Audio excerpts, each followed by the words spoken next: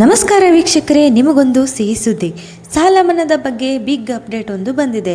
ಸಾಲ ಮನ್ನಾದ ಪಟ್ಟಿಯೊಂದನ್ನು ಬಿಡುಗಡೆ ಮಾಡಲಾಗಿದೆ. ಅಷ್ಟೇ ಅಲ್ಲದೆ 50,000 ಸಾಲ ಮನ್ನಾ ಮಾಡುವ ನಿರ್ಧಾರ ಕೂಡ ತೆಗೆದುಕೊಳ್ಳಲಾಗಿದೆ. ಈ ಸಾಲ ಮನ್ನಾ ಭಾಗ್ಯ ಯಾರ್ಯಾವ ರೈತರಿಗೆ ಸಿಗಲಿದೆ, ಸಾಲ ಮನ್ನಾ ಭಾಗ್ಯ ಪಡೆಯಲು ರೈತ ಯಾವ ಕೆಲಸವನ್ನು ಮಾಡಬೇಕು, ಸಾಲ ಮನ್ನಾವನ್ನು ಸರ್ಕಾರ ಯಾವಾಗ ಜಾರಿಗೆ ಮಾಡಲಿದೆ ಎಂಬ ಸಂಪೂರ್ಣ ವಿವರನ್ನ ಈ ಒಂದು ವಿಡಿಯೋದಲ್ಲಿ ನೋಡೋಣ. ವಿಡಿಯೋನ ಸ್ಕಿಪ್ ಮಾಡದೆ ಕೊನೆ ತನಕ ನೋಡಿ. ಮತ್ತು ಇನ್ನೂ ಯಾರು ನಮ್ಮ ಚಾನೆಲ್ಗೆ ಸಬ್ಸ್ಕ್ರೈಬ್ ಆಗಿಲ್ವೋ ತಕ್ಷಣವೇ ನಮ್ಮ ಈ ಚಾನೆಲ್ಗೆ ಸಬ್ಸ್ಕ್ರೈಬ್ ಮಾಡಿ ಸಹಕರಿಸಿ.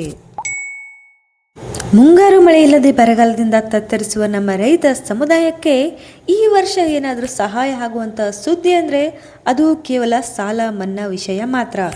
ಹೌದು, ರಾಜ್ಯ ಸರ್ಕಾರವು ಮುಂಗಾರು ಮಳೆ ಇಲ್ಲದೆ ಸಂಕಷ್ಟದಲ್ಲಿರುವ ರೈತರಿಗೆ ಆರ್ಥಿಕ ನೆರವು ನೀಡಲೆಂದು ಕೃಷಿ ಸಾಲ ಮನ್ನಾವನ್ನು ಮಾಡ್ತಾರೆ ಎಂಬ ಸುದ್ದಿ ಬಂದಿದೆ. ಈಗಾಗಲೇ ರಾಜ್ಯ ಸರ್ಕಾರದ ಹೊಸ ಸಿಎಂ ಡಿ.ಕೆ. ಶಿವಕುಮಾರ್ ಅವರು ರೈತ ಮುಖಂಡರೊಂದಿಗೆ ಸಾಲ ಮನ್ನಾ ವಿಚಾರದ ಬಗ್ಗೆ ಪ್ರಾಥಮಿಕವಾಗಿ ಚರ್ಚೆಯನ್ನು ಕೂಡ ನಡೆಸಿದ್ದಾರೆ.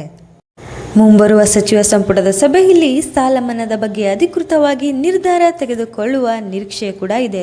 ರೈತರು ಮತ್ತು ವೀಕ್ಷಕರೇ ಗಮನಕ್ಕೆ ತರುವ ವಿಷಯವೇನೆಂದರೆ, ನಮಗೆ ತಿಳಿದ ಪ್ರಕಾರ ಈ ಬಾರಿ ಮಳೆ ಇಲ್ಲದೆ ಬರಗಾಲ ಸಂಭವಿಸಿದೆ.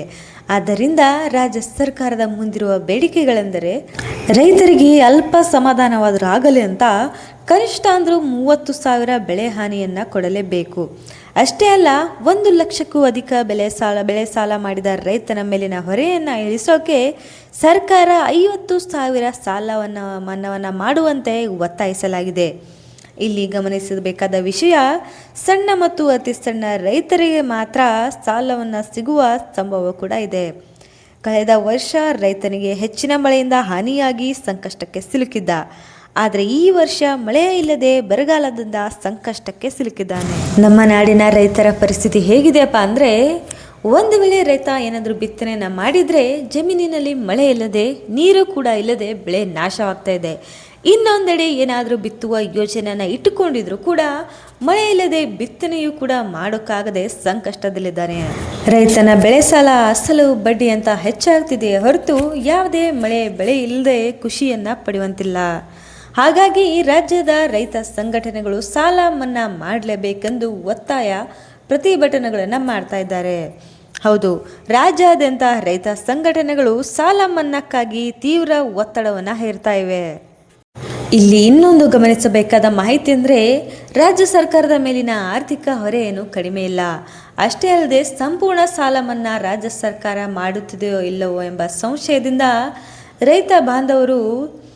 ರೈತರು ಮಾಡಿದ ಸಂಪೂರ್ಣ ಸಾಲ ಮನ್ನಾ ಮಾಡಲಾಗದೇ ಇದ್ದರೂ ಪರವಾಗಿಲ್ಲ, 50,000ವಾದರೂ ನೀವು ಸಾಲ ಮನ್ನಾ ಮಾಡಿ ಅಂತ ಅವರ ಆತ್ಮಕ್ಕೆ ಕೊಂಚವಾದರೂ ಸಮಾಧಾನ ಸಿಗುತ್ತೆ ಅಂತ ಬೇಡಿಕೆಯನ್ನ ಇಟ್ಟಿದ್ದಾರೆ.